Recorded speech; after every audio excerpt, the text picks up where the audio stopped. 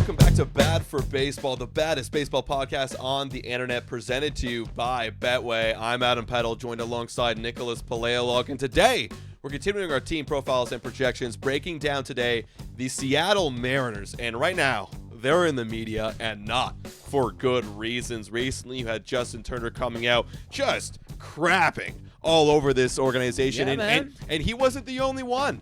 And other team members are coming out anonymously, mind you, and crapping all over this team as well for what they've been doing this offseason. We'll talk about what they've been doing this offseason. Spoiler, it's really going to be a short conversation.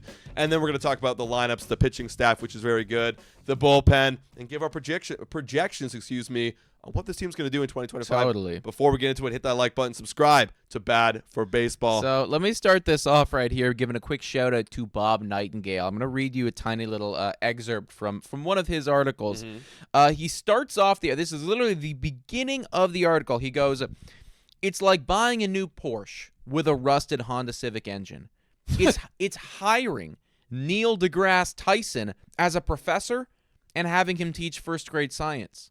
It's inviting Dave Chappelle to do a set in front of a church gathering." Love it. It is these Seattle Mariners. You have the talent, but you're doing it wrong. You're doing it in the exactly wrong places. Right. What he is referring to right there is the fact that, they have the Neil deGrasse Tyson of pitching staffs. Oh, yeah. It is quite literally, and Justin Turner was talking about this too, quite literally maybe one of the best starting pitching staffs ever assembled. Oh, I agree. In MLB history. I agree. It's crazy when you look at that pitching staff, right? Like, I quickly will flash over right let's here. go, man. Let's go. Like, look at this. Like, this was last year, and their worst pitcher was Louis Castillo. It's fucking crazy. With a 3.64 ERA. Can you believe? Let me just rattle these off. 223 from Logan Gilbert, 353 from George Kirby, a 294 and a 289 from Bryce Miller and Brian Wu. They're 4 and 5 guys,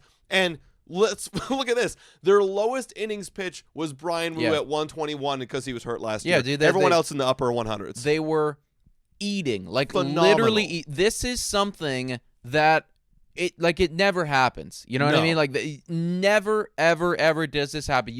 Any team trades their pitching staff one for one, starting pitching at least, with the Seattle Mariners, and that is what Bob Nightingale's referring to, because this is the shiny Porsche, the Honda Civic engine. Scroll up. These right guys. There. Yeah. That is the Honda Civic engine. That is Dave Chappelle shitting on Jesus in a church. Yeah, I mean, guys, it's ridiculous. The fact that they haven't gone out and done anything is atrocious. And it's not that they don't have money. Like, no, there's money available for them to spend. They're not close to the luxury tax. There's money out there for them to spend on this team, but they refuse to do so. Let's run through this lineup right now. Victor Robles is going to be leading off. Remember Victor Robles? I remember that he had like lots of promise, and it just never came about. For the Washington Nationals, and the fact that the Washington Nationals didn't want to sign this guy back tells you a hell of a lot. It tells you all you need to know. Right, yeah. Like, and the Washington Nationals didn't sign him back in 2024 of June. Right, and they picked him up middle through the season. Nobody wanted him, and they picked up Victor Robles. Then you got Julio Rodriguez. Now, I have to say this. Part of the reason why this team doesn't bang like they used to, or they should at least, is because of Julio Rodriguez. They signed him to a long-term extension to be that guy, and everything looked like he was going to do it. And you look at the percentiles here, and it's like, yeah, I mean, hell, like, this guy should be elite. However, there's a bit too much swing and miss, and that's impacting his stats right here. And in 613 plate appearances, the dude only had a 734 OPS. Yeah. That can't be your guy. No, and I don't think it's going to be, everyone has a bad year. And this was a bad year. Yeah, like, I'm just thinking that this was a throw-it-out year for a lot of people on Seattle, honestly.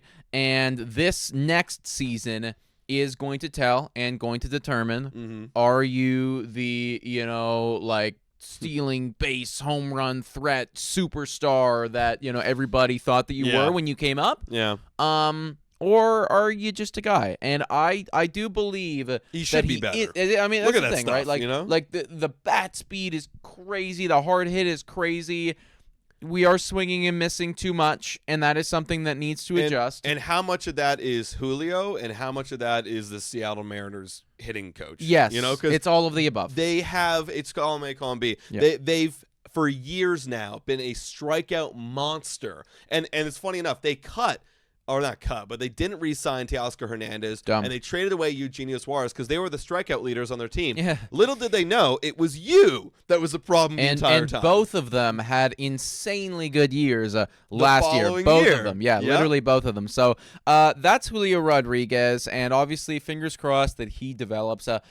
We can go through the rest of the lineup, and you guys know these names Their and everything names. like that. But I think that's what's most important is when you go on the how acquired section, there isn't a single bright green. Or dark green, I should say. And whenever you see a dark green section right there, Donovan Solano, that's the one. He's on the bench. That means that they brought him in. He's new. Mm-hmm. Nobody is new in this offense. They didn't change a single damn thing. They are relying on every single one of those guys having a better year than they did last year. Let's give some credit where credit is due. Cal Raleigh, solid. very good player. He's a good seriously, player. Really good player. Yeah. Really good player. Lots of swing and miss, though. Lots of swing and miss. Randy Rosarina, really good player. Didn't have the best year last year. No. Open should for a be bounce back. should be doing better. What this team is basically building off of is just hoping that Julio's going to be better, Randy's going to be better, Cal Raleigh's going to be at least the same. Jorge Polanco's going to be better. Oh, jeez. Mitch Haniger. They're every single one of them. They just need to play better because they did not add anyone else to help this lineup. And it's asking for a lot. It's not like other teams we breaking down on these profile projections where it's like, oh, you got a young guy, he's still not proven. What can he be? No, the problem here is like you've got a 34-year-old Mitch Haniger, a 30-year-old J.P. Crawford. Like, who this guy's going to be. Yeah. A 31-year-old Jorge Polanco, a 32-year-old Dylan Moore. That's the bottom of their lineup. That it's not like, oh, there's guys down here that could break out and move to the top. No, these are guys that this is who you're going to expect to do. And let's face it, man. I mean, like you're looking at you got your OPS stats right there. I mean, there's a lot of mid 600s. It's not unthinkable to imagine them getting worse. Yeah. Like I genuinely 34 years old for Mitch Haniger, man. Oh, he's done. That's man. the thing. Like he's done so it. Close to being he done. had some great years there. R.I.P. his left testicle. Left nut, yeah. But like could it even get worse from a 620? Yeah. It's not impossible. And it's like, and I don't want to break too much down on the bullpen because the bullpen is like, it's good. It's definitely a top 10 bullpen. Muñez and Snyder, very solid back there. I also think that the bullpen is a product of the pitching staff. Yeah, exactly. As well, you only have to pitch Muñez and Snyder when your guys go 7 and 8 every single time. Exactly, right? It's like when you have literally, and I know I had him in fantasy, Logan Gilbert, and I'm gonna keep him in fantasy. Yeah. Like when he's going 7.5 innings every single fucking game, it's just that much easier. It's pretty easy, right? So, regardless, this is the team. Now, the biggest problem, and I can't believe it. I don't know if it's an incompetence issue or if it's like you're mismanaging it. Probably both. But like, why hasn't this team gone out and done anything about it? You know what I mean? And you had Justin Turner recently come out. We kind of alluded to that. Like the Justin Turner came out and talked about like what he doesn't want to return back to the team. This is somebody that played with them last year. They lost Justin Turner. He's on the Cubs now, but much better organization at this point. Yeah, like and people are saying like everyone wanted him back and blah blah blah blah blah. But literally, as he said right here, as much as I want to be back there, if I was the only piece they brought back in, I would be saying the same thing. What the hell are we doing? Are you trying? Yeah. For real. I feel for them. They've got great fans. Their fans are amazing. They want to win so bad. This team is very profitable. And they don't spend. That's the thing. They don't spend any money. Yeah. And all you need to do is go add a couple. Like, imagine if they went and got Anthony Santander. Sure. Right? It or an changes, Alex Bregman. Or Pete Alonso. It really does change your whole outlook. And the wild thing, those three guys that you just brought up right there, they didn't offer a single contract. And that's insane They didn't to me. even get into negotiations. If I'm a fan, I'm rioting. Yeah. I'm rioting. Right, like you legitimately didn't even try. You already predetermined that like, oh no, they're too much for us. We're not even going to be in on this at all. It truly is ridiculous, and it's even more so when you think about the state of that division right now too. For the longest time, it's been Houston Astros dominated, and it probably still will be this year, but it doesn't have to be anymore. They're not nearly as strong as they used to be.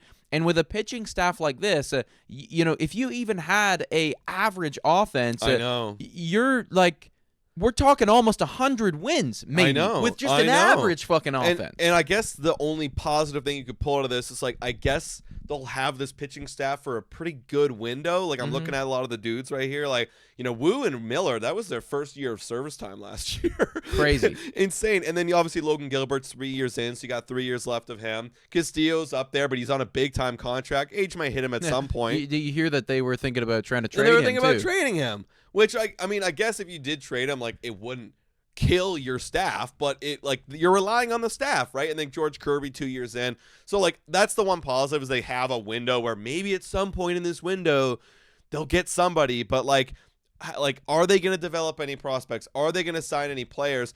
And the players already there are feeling it, right? Like, this is what I want to bring up. Another player didn't want to be identified. They were asking, like, is Turner wrong about this? And they said not one bit. So, point is, like, you have to convince players to come here, but the only way you can convince players to come here is if you're spending the money, and you're not spending the money. Yeah, no, I mean, it must be extremely frustrating for that team because I'd imagine, it's like I think about it, it's like a football team that, you have the number one defense in all of NFL, right? And there's a quarterback that's ready and available and can easily come here, right? And you refuse to get them, and that's what it feels like they're doing right now. It's like you have the makings to legitimately have a championship type of roster if you just spent a bit. All that being said, what is their over-under? This is going to be a hard team to predict because on one hand, I mean, that their pitchers are going to always keep them in the game. They're going to eat. Can they hit a little bit is the question that we need to ask ourselves. What's their over-under? Well, let's give a shout-out to Betway here, everybody. Hit your picks and knock it out of the park with Betway. Scan the QR code on the screen or click the link in the details section and join the action. Must be 19 years or older. Available in Ontario only. Please play responsibly. For a team that won 85 games last year, their over-under is 84.5. So they're saying, do they hit 85 again or do they not? And the odds are right there even. And that's honestly a pretty darn good line. For a team that struggled, who was one of the worst offensive teams in baseball, 29th in average, 22nd in OPS, with the best pitching rotation, is 85 wins. Okay. This has been kind of a hit job from us, like we've been out here and slaying them. I feel like I'm actually not going to say that. But no, like we've been going after them quite a bit here. Yeah. That being said, I am going to go over because I still truly believe in that pick. Maybe it's not number one, but it honestly very well could be. Again, starting rotation. And I think about the names there of Julio Rodriguez and Rosarina, and Cal Raleigh's good. Victor Robles, like he had a good little. He had a good year. You know what I mean? A good year. Can we be better than 29th in batting average? Yeah. Can we be better than scoring like effectively the least amount of runs? I think yes, and for that reason alone, over. Yeah, I actually predicted them in my AL West division rankings as 85 wins. So literally one game over. I think they'll literally repeat. I think they're going to repeat what they did and then some, right? Because, there might be some regressions in the pitching staff, but they're very good and they're going to get them through the season. But yeah, for the exact points you said, I think Julio will be better. Like we saw the percentile rankings. This was an outlier year, and I do think Rosarena has got more in him now. Is it going to be this Mariners coaching staff? And I correct me if I'm wrong in the chat, guys, but I'm pretty sure they made some tweaks there, so maybe that improves. I think they're still going to miss the playoffs by, maybe with the American League, maybe they get a little bit, they get a little bit feisty and maybe still. I think they'll be around the window. They'll be around it, yeah. But I think in my heart, my soul, I can't predict them to make the playoffs. So I think they'll be there, but Not as dominant. It's over. It's not a crazy over, No. but it is over. You guys let us know in the comments down below. What do you have for the Seattle Mariners? Over under 84.5 wins. What the hell's the management doing? Are they going to fix it? You guys let us know down below. Yeah, guys, hit that like button and subscribe to our Bad for Baseball YouTube channel, and we'll catch you next time. Cheers.